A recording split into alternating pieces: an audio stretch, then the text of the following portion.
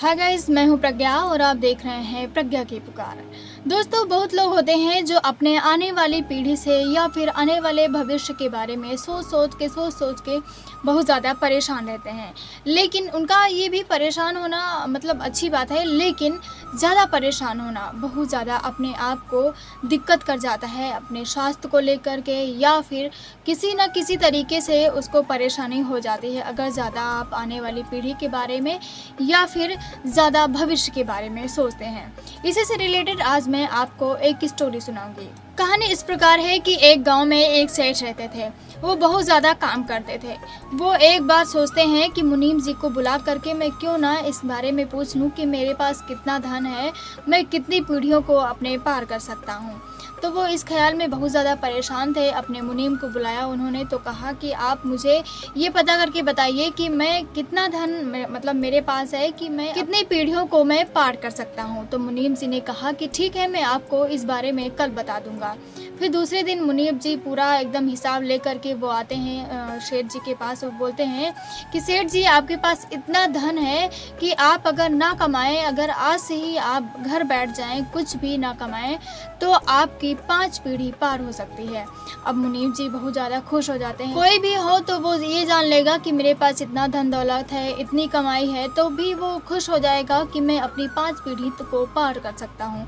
तो इसी तरह वो भी सेठ जी खुश हो गए और मतलब जश्न मनाने लगे कि क्यों ना मेरे घर पे पार्टी रखी जाए। वो बहुत ज़्यादा खुश थे, इतने खुश थे कि उनकी खुशी का कोई भी ठिकाना नहीं था।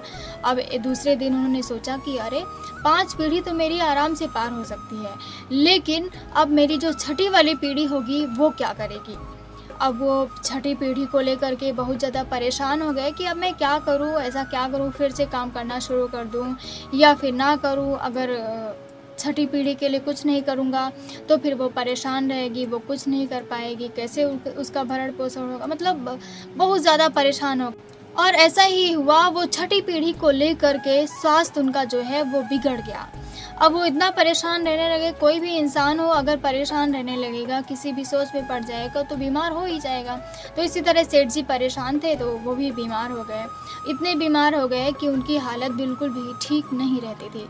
एक दिन उनके दोस्त ने उनसे मिलने के लिए आते हैं और बोलते हैं कि आपकी हालत एकदम ठीक हो सकती है, लेकिन मैं आपको जो बताऊं अगर वो आप करेंगे तो आपकी एकदम से हालत ठीक हो जाएगी।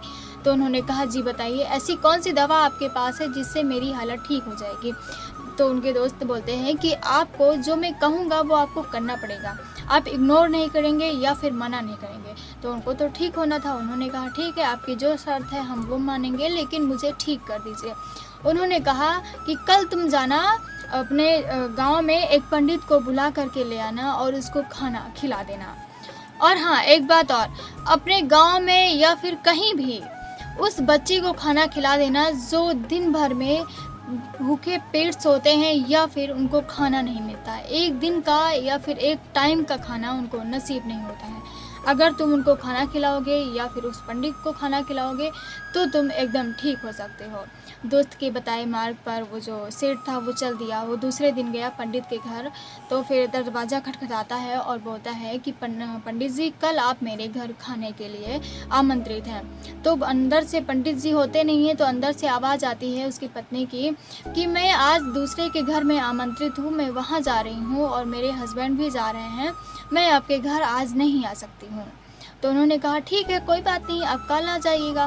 तो फिर से अंदर से पंडित जी की आवाज़ आती है और बोलते हैं कि मैं कल की चिंता नहीं करता हूँ, आज है उसको मैं देखता हूँ, अगर कल होगा तो मैं आऊँगा, नहीं कोई बात नहीं। तो फिर सेठ जी को समझ में आ जाता है कि पंडित जी भी ऐसा सोचते हैं कि भविष्य की चिंता करने से कोई मतलब नहीं है। और वो फिर ये भी बात बोल देते हैं कि मैं कल की चिंता भगवान के हाथ में छोड़ देता हूँ, मुझे उसकी कोई टेंशन नहीं रहती। वो सेठ जी इतनी बात सुन करके वहाँ से चले आते हैं।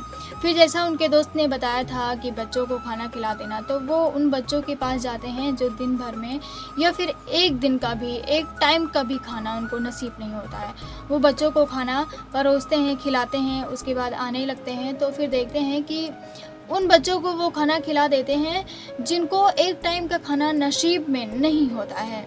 वो एक टाइम का खाना खा करके इतने ज़्यादा खुश हो जाते हैं, इतने मज़े से वो खेलना कूदना अपना काम करने लगते हैं। सेठ जी ये सब देख करके एकदम से खुश हो जाते हैं और उनको ये बात समझ में आ जाती है कि भविष्य की चिंता करना बेकार है। ये सब तो भगवान के हाथ में होता है कि वो कल क्या करेंगे और आने वाले कल में क्या हो सकता है। तो दोस्तों, आप भी भविष्य की चिंता करना छोड़ दीजिए और जो आज है उसमें जीना शुरू कर दीजिए। आपकी ज़िंदगी खुशहाल हो जाएगी। ये छोटी सी कहानी आपको कैसी लगी हमें ज़रूर बताइएगा। इसीलिए आपसे हमेशा प्रज्ञा यही कहती है, कुछ ऐसा करो अपने दिमाग से जो दुनिया सीखना चाहे आपसे।